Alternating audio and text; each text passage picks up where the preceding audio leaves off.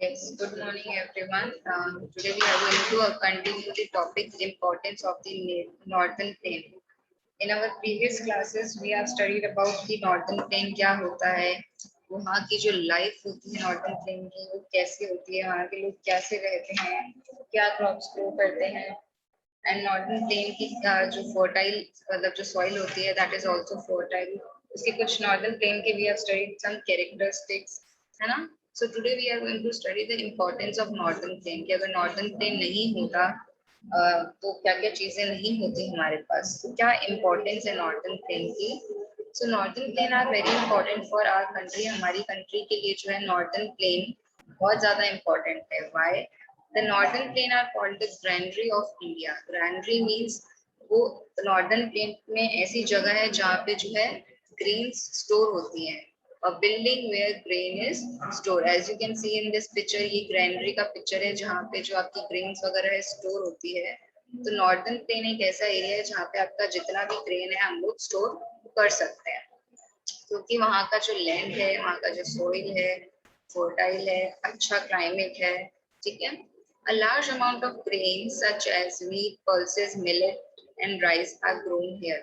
वहाँ पे जो है नॉर्दर्न प्लेन में बहुत सारे नॉर्दर्न प्लेन में जितने भी कंट्रीज या सिटीज वगैरह आती हैं, ठीक है, जितना भी हमारा सिटी स्टेट्स वगैरह आता है वहाँ पे क्या है large amount of grains grow होता है, यानी कि बहुत सारे ग्रेन्स जो है उगाए जाते हैं.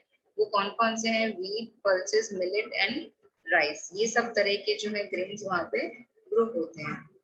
The flat surface of the plain has helped in the development of good roadways and railway system. Northern plain ने हमें और क्या क्या किस किस तरीके से हेल्प करी है. अब नॉर्दर्न प्लेन का जो सरफेस होता है वो फ्लैट होता है, तो इस वजह से क्या हुआ था, वहाँ पे हमने पढ़ा था कि बहुत सारी इंडस्ट्रीज भी डेवलप हुई थी. तो सेम वहाँ पे जो है रोडवेज के लिए अच्छी अच्छी मतलब रोड्स बनाई गई थी, रेलवे सिस्टम था, तो इन सब का भी डेवलपमेंट वहाँ पे बहुत अच्छे से हुआ. यानी कि नॉर्दर्न प्लेन से ये सब इम्पोर्टेंस हमें देखने को मिली. अगर नॉर्दर्न प्लेन फ्लैट लैंड नहीं होता तो हम ये चीजें भी नहीं कर पाते. Then there are many industries such as iron and steel, cement, sugar and jute in the northern plain. Northern plain में हमने पढ़ा था बहुत सारी जो सिटीज हैं वहाँ पे सबकी अपनी अपनी कुछ फेमस फेमस इंडस्ट्रीज हैं. So there were many famous industries, iron, steel, ये सब जो इंडस्ट्रीज हैं वो वहाँ पे हमें देखने को मिलती हैं. Iron, steel, cement, sugar and jute, ये फेमस इंडस्ट्रीज है which we can see in the northern plains. Okay. There are some important dams built on the major river of the northern plain. अब हमने क्या पढ़ा था, जो northern plain है वहां से 3 रिवर्स ओरिजिनेट होती हुई जाती हैं, है ना. तो अब वहां पे उन रिवर्स पे क्या है, बहुत सारे डैम्स भी बने हैं. जैसे फॉर एग्जांपल उन्होंने एक इम्पोर्टेंट डैम की बात करी है, that is Bhakra Nangal dam on the river Sutlej. ठीक है. तो वहाँ सतलुज एक रिवर है जो हमारे नॉर्दर्न प्लेन से ओरिजिनेट होती हुई जाती है, निकलती हुई जाती है. उस रिवर पे उन्होंने क्या है एक डैम बनाया है, Bhakra Nangal dam. So this is very important. You have to underline this कि भाखड़ा नंगल डैम जो है वो कौन से रिवर पे है, that is on river Sutlej. जो हमें वो डैम जो है क्या प्रोवाइड करता है, हमें इलेक्ट्रिसिटी प्रोवाइड करता है, हमें इरिगेशन फैसिलिटीज प्रोवाइड करता है. कोई वहाँ पे खेती करनी हो और पानी वगैरह की कमी ना हो, तो इस वजह से भी जो है ये डैम्स वगैरह बनाए गए हैं. सो इसलिए जो इम्पोर्टेंट है सतलुज रिवर पे जो है भाखड़ा नंगल डैम है, so that is important. Yes, so this was all about northern plains. जो हमने नॉर्दर्न प्लेन के बारे में पढ़ा था, हमने नॉर्दर्न प्लेन की कैरेक्टरिस्टिक्स पढ़ी थी. Then we have studied about the life in the northern plain, and we have studied about the importance of the northern plain. कि नॉर्दर्न प्लेन की क्या क्या इम्पोर्टेंस होती है. सो ये तो हमारा हो गया थर्ड टाइप ऑफ लैंडफॉर्म. ठीक है. इसमें आगे और भी चीज है कि अब हमने बात करी थी कि जो ओरिजिनेट होती है रिवर्स नॉर्दर्न प्लेन में, तो वो 3 रिवर्स कौन कौन सी है ना. तो वो 3 रिवर्स जो वहां से ओरिजिनेट होती है, जो निकलती है वहां से, see as you can see in this picture, जो आपकी बुक में एक पिक्चर दिया हुआ है, एक ये मैप दिया हुआ है. इसमें आप देखोगे जो ब्लू वाली है, दिस ब्लू ट्रिब्यूटरीज, ये जो छोटी छोटी नदियां निकलती हुई जा रही है, ठीक है, ये सारी रिवर्स है. तो देखिए आप इसमें सतलुज भी आ रहा है, ब्रह्मपुत्र एंड गंगा बेसिन, ये जो है सारी यहाँ से निकलती हुई जाती है. ये गंगा बेसिन यहाँ पे रहा आपका, जो हमारे नॉर्दर्न प्लेन से निकलती हुई जा रही है, सतलुज हमारे नॉर्दर्न प्लेन से निकलती हुई जा रही है। So these are the rivers that originates from the northern plains. तो वो कौन कौन सी हैं? The Ganga basin and the Brahmaputra and the Satluj. The areas through which a river and its tributary flows is called basin of that river.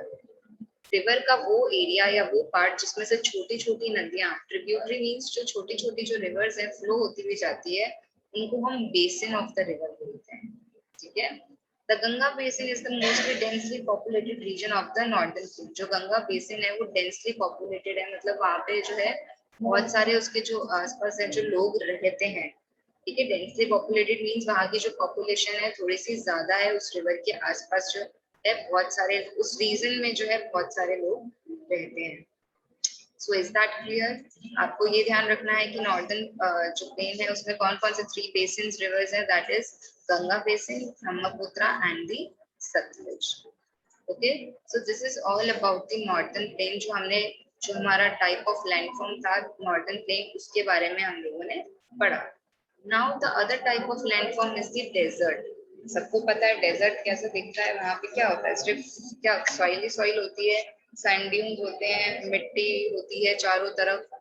So now we are going to study about the Thar desert. India का जो famous desert भी कह सकते हैं। The Thar desert is located in the western part of India. जो Thar desert है वो कहाँ पे लोकेट करता है? Western part of India. जैसे हमने नॉर्दर्न प्लेन्स के बारे में पढ़ा था कि जो नॉर्दर्न प्लेन्स है वो कहाँ से स्टार्ट होते हैं, कहाँ तक जो है वो स्ट्रेच होते हैं, यानी कि उनका एंडिंग पॉइंट और स्टार्टिंग पॉइंट वो कौन से एरिया में है। तो same with the Thar desert. Thar desert हमारा कहाँ पे लोकेट करता है? That is in the western part of India. तो इसका जो थार डेजर्ट है इसका 2 नेम और है। It is also known as the great Indian desert. Okay, and the second one is the western desert. अब क्योंकि वो वेस्टर्न साइड में है इसलिए उसको वेस्टर्न डेजर्ट भी कह सकते हैं, और we can say as great Indian desert. Now this desert stretches from the Rann of Kutch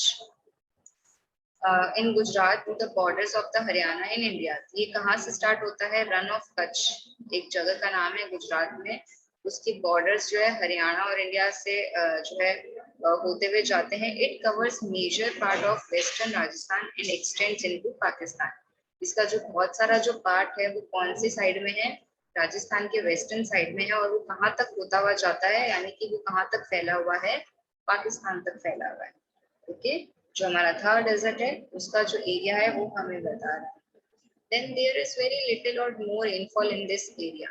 अब ऑब्वियसली डेजर्टेड एरिया है तो आपने सुना होगा कि डेजर्ट में जो है या तो रेनफॉल होती ही नहीं है, और बहुत ही मुश्किल से कभी साल में एक बार आध बार हो जाती है, वरना वहाँ पे डेजर्ट एरिया उसको इसलिए कहा जाता है क्योंकि वहाँ पे रेनफॉल नहीं होता है। वो एकदम ऐसे रेतीला जो है जगह होती है जहाँ पे सिर्फ सैंड ही सैंड होती है। Okay, apart from a narrow river Luni, there are no river flowing through the Thar desert। वहाँ पे सिर्फ एक ही रिवर कहीं ना कहीं से फ्लो होती जाती है जिसका नाम है ल्यूनी। अदरवाइज वहाँ पे और कोई रिवर उसके आसपास भी नहीं है। Due to very little rainfall the climate is dry and the soil is sandy. अब क्योंकि वहाँ पे एकदम कम रेनफॉल होती है या रेनफॉल होती ही नहीं है तो इसकी वजह से वहाँ पे क्या हो, सूखा पड़ा हुआ रहता है।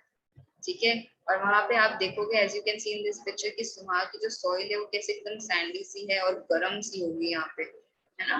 क्यों? क्योंकि वहां का वेदर अच्छा ही नहीं होता, वहां पे जो है क्लाइमेट हमेशा ड्राई रहता है, सूखा पड़ा रहता है। At most places the land is covered with the large sand dunes। वो जो मोस्ट ऑफ द जो पार्ट है वो सैंड ड्यून से, यानी कि एक वो सैंड का वो पूरा एक माउंटेन या हिल बना हुआ होता है, वो सिर्फ उससे ही कवर होता है। आपने डेजर्टेड एरिया मूवीज में भी देखा होगा। ठीक है, तो वो पूरा क्या है, सैंड ड्यून से कवर रहता है, वहां पे सिर्फ मिट्टी ही मिट्टी होती है। There are only a few towns and villages in this part of Rajasthan। अब यहाँ पे कुछ ही टाउन्स एंड विलेजेस हैं राजस्थान के पार्ट में। Plant such as cactus. अब यहाँ पे बता रहे हैं कि वहाँ पे क्या क्या जो है हमें देखने को मिलता है डेजर्ट में, किस टाइप के जो है प्लांट्स ग्रो होते हैं। तो आप लोगों को पता होगा डेजर्टेड एरिया है तो वहाँ पे कैक्टस तो ऑब्वियसली होता ही होता है। So plants that grow in that area is cactus and बबूल। क्योंकि ये प्लांट्स ऐसे हैं, they don't need much water, उनको ज्यादा पानी की जरूरत नहीं होती, ठीक है। इसलिए इस टाइप के जो प्लांट्स है वो वहाँ पे ग्रो होते हैं। So you can mark this line also कि plants such as cactus and babuls also grow there, ठीक है। However, there are some area in the desert where water is found. और डेजर्ट एरिया में ऐसा कहीं एक छोटी सी जगह होती है जहाँ पे where water is found and plants and trees are grow. Desert में कहीं दूर जाके कहीं कोने में एक ऐसी जगह भी होती है जहाँ पे हमें थोड़ा सा पानी भी मिल जाता है, जहाँ पे हमें प्लांट्स या ट्रीज भी देखने को मिल जाते हैं। तो उस प्लेस को यानी कि उस एरिया को वी कॉल ओसिस, ठीक है। ओसिस आपसे पूछ ले कि व्हाट इज ओसिस, तो ओसिस एक ऐसी जगह है डेजर्ट एरिया में जहाँ पे हमें पानी मिलता है, ठीक है, या प्लांट्स या ट्रीज देखने को मिलते हैं, okay. So that area is known as oasis. Now let's see this human, did you know due to scarcity of water in the desert, women have to walk long distance to fetch water for household needs.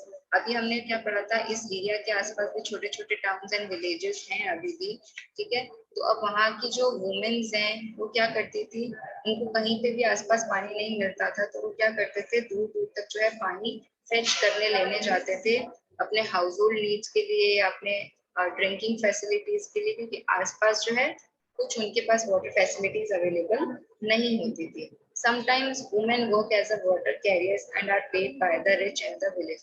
और कभी-कभी क्या होता था उनको वो ये जो पानी भरने का काम है वो खुद के लिए तो करते ही करती थी, वो साथ में रिच लोगों के लिए भी करते थे ताकि उनसे क्या होता था, उनको अर्न करने को मिलता था। तो इस तरीके से वो लोग वहाँ के लोग सर्वाइव करते थे। These women are known as पनिहारीज, जो वहाँ पानी भरने जाते थे या पानी भरने का काम करते थे तो उनको पनिहारीज भी बोला जाता था, okay. Now, date palm and a few crops such as wheat, barley, maize, बाजरा। अब इस टाइप के एरियाज में क्या क्या है, ये क्रॉप्स भी ग्रो होती है, ठीक है। That is date palm trees और कुछ क्रॉप्स वीट बार्ले। अब जो राजस्थान का जो आसपास जो डेजर्टेड एरिया है वहां पे हमको ये क्रॉप्स भी देखने को मिलती है। Is that clear?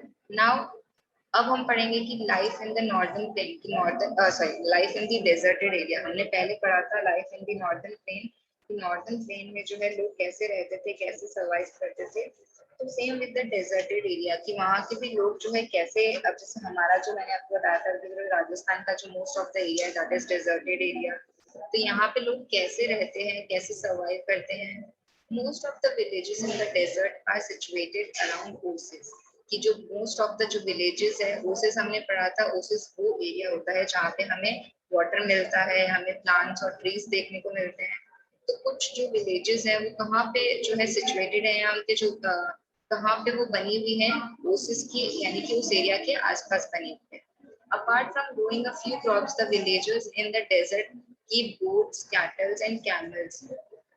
तो क्रॉप्स ग्रो करने के साथ साथ वहाँ के जो विलेजेस के जो लोग थे वो क्या क्या करते थे, अपने साथ जो है गोट्स कैटल शिप ये सब भी जो है वो एनिमल्स उन्होंने रखना शुरू किया उस एरिया में। बिकॉज अब जैसे फॉर एग्जांपल कैमल है, तो कैमल जो है इजीली उस उन सैंड ड्यून्स पे उस डेजर्टेड एरिया में से जो है चल सकता है विदाउट फूड एंड वाटर, उसको ज्यादा खाने पीने की जरूरत नहीं होती, ठीक है। तो ऐसे एरियाज में जो है कैमल जो है बहुत यूजफुल होते हैं उनके लिए यहाँ से वहाँ ट्रैवल करने में, okay. So camel are also used for flowing and drawing water from the wells. Camels को और भी तरीकों के से यूज किया जाता था पानी निकालने के लिए, या कभी इरिगेशन फैसिलिटीज के लिए, या कभी उनको अपने क्रॉप्स वगैरह ग्रो करनी है तो उसमें सॉइल की खुदाई करने के लिए। तो कैमल का यूज उन्होंने बताया कि वो कैमल का जो यूज है वो कैसे करते थे। They provide milk and their hair is used to make clothes. अब उनको कैमल जो उनका जो कैटल मतलब जो कैमल्स थे उनको उससे और क्या क्या फायदे होते थे। कैमल्स से जो है उनको मिल्क भी मिलता था, ठीक है, और मिलता है अभी भी कहीं ना कहीं जो है कैमल मिल्क का यूज होता है। उनके हेयर्स जो है वो क्लोथ्स बनाने के भी काम आते हैं। कैमल की जो स्किन है वो टेंट बनाने के लिए भी काम आती है। तो और वो देखो कैमल के ऊपर कितना सब कुछ लोड करके भी इजीली ले जा सकते हैं। सो ये यहाँ के लोगों के लिए इजी मीन्स ऑफ ट्रांसपोर्ट है और इम्पोर्टेंट है, ठीक है। बिकॉज कैमल जो है बहुत दूर दूर तक विदाउट फूड एंड वाटर आराम से चल सकता है, सर्वाइव कर सकता है। Some people in the desert do not have permanent homes. जो इस डेजर्ट में रहते हैं या इस डेजर्ट के आसपास रहते हैं उनका परमानेंट घर नहीं होता. They move from one place to another in search of food and water.